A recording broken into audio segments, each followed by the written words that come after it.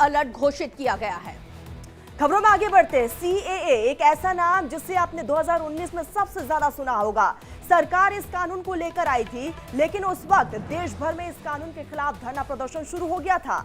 लेकिन अब सरकार राम मंदिर प्राण प्रतिष्ठा के बाद सीएए पर नोटिफिकेशन बकायदा जारी कर सकती है, और जिसको लेके अभी से सियासी घमासान छिड़ता हुआ नजर आ रहा है। इस रिपोर्ट के जरिए देखिए।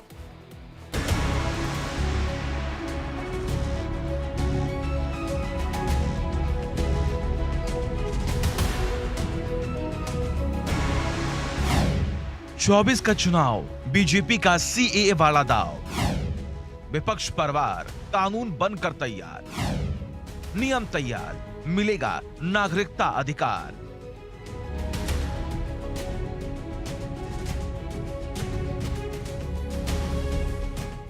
सीएए एक ऐसा नाम जिसे आपने 2019 में सबसे अधिक सुना होगा।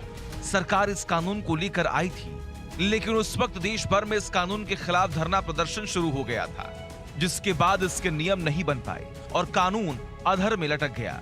लेकिन अब जैसे जैसे लोकसभा चुनाव की सुगबुगाहट शुरू हो रही है, वैसे वैसे बीजेपी अपना एजेंडा सामने ला रही है। सूत्रों से जानकारी मिल रही है कि लोकसभा चुनाव से पहले बीजेपी सीएए यानी नागरिकता संशोधन अधिनियम अमल में ला सकती है, जिसकी तैयारी केंद्र सरकार ने पूरी कर ली है। सरकार ने सीएए से जुड़े नियमों को तैयार कर लिया है और इसे 1 से 2 महीने के भीतर यानी लोकसभा चुनाव की घोषणा से पहले ही अधिसूचित कर लिया जाएगा। इसका ऐलान 27 दिसंबर को बंगाल के दौरे पर गए गृह मंत्री अमित शाह ने कर दिया। अमित शाह ने सीएम ममता बनर्जी पर निशाना साधते हुए कहा, नागरिकता संशोधन कानून को लागू होने से कोई नहीं रोक सकता, क्योंकि यह देश का कानून है और हर हाल में लागू होकर रहेगा।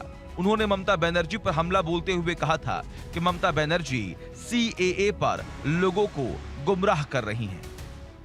पश्चिम बंगाल में भारतीय जनता पार्टी की सरकार बनने का मतलब है शरणार्थी जो आए हैं उनको सीएए के माध्यम से नागरिकता दे देना। दीदी कई बार हमारे शरणार्थी भाइयों को गुमराह कर रही कि सीएए होगा नहीं होगा, कानून बनाकर रुक गए।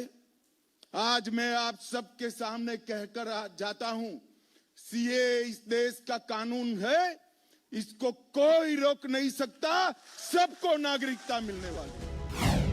आपको बता दें कि 2019 में भारत सरकार द्वारा नागरिकता संशोधन कानून लाया गया था। इसके तहत भारत के पड़ोसी मुल्क अफगानिस्तान, बांग्लादेश और पाकिस्तान से आए हिंदू, सिख, बौद्ध, जैन, पारसी और क्रिश्चियन धर्मों के प्रवासियों के लिए नागरिकता के नियम को आसान बनाया गया। पहले किसी को भारत की नागरिकता हासिल करने के लिए कम से कम पिछले 11 साल से यहाँ रहना अनिवार्य था। इस नियम को आसान बनाकर नागरिकता हासिल करने की अवधि को 1 साल से लेकर 6 साल किया गया। यानी इन तीनों देशों से आए 6 धर्मों के ऐसे लोग 1 साल से लेकर 6 साल से भारत में रह रहे हैं, उन्हें भारत की नागरिकता मिल सकती है। साल 2019 में संसद द्वारा पास किए गए इस कानून के बाद देश भर में विरोध शुरू हुए थे। पीएम नरेंद्र मोदी की सरकार द्वारा लाए गए इस कानून के तहत पड़ोसी देश पाकिस्तान, बांग्लादेश और अफगानिस्तान से सताए गए ऐसे गैर मुस्लिम प्रवासियों जैसे हिंदू, सिख, जैन, बौद्ध, पारसी और ईसाइयों को भारतीय राष्ट्रीयता दी जाएगी, जो 31 दिसंबर 2014 तक भारत आए थे।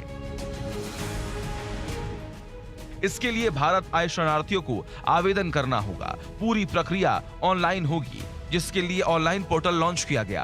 पोर्टल पर नागरिकता पाने वाले को कुछ जानकारी देनी होगी, मसलन किस साल में बिना कागजात के भारत आए, भारत आने के बाद वो कहां-कहां पर रहे और उसने अपना देश क्यों छोड़ा, यह बताना होगा। अपने वर्तमान व्यवसाय की जानकारी देनी होगी। साथ ही कोई आपराधिक रिकॉर्ड है तो उसकी भी जानकारी देनी होगी। हालांकि आवेदक से जानकारी की पुष्टि के लिए किसी भी तरह का दस्तावेज नहीं मांगे जाएंगे। उधर सीएए के लागू होने की खबर सामने आने के बाद विपक्ष हमलावर हो गया। विपक्ष का कहना है कि बीजेपी अपने चुनावी फायदे के लिए सीएए को लागू करना चाहती है। पहले की सरकारें भी नागरिकता देती रही है, लेकिन सीएए से बीजेपी एक खास समुदाय को परेशान करना चाहती है। Bureau report, India daily live. फिलहाल बुलेटिन में बस इतना ही। खबरों का सिलसिला लगातार जारी रहेगा। आप देखते रहिए इंडिया डेली लाइव।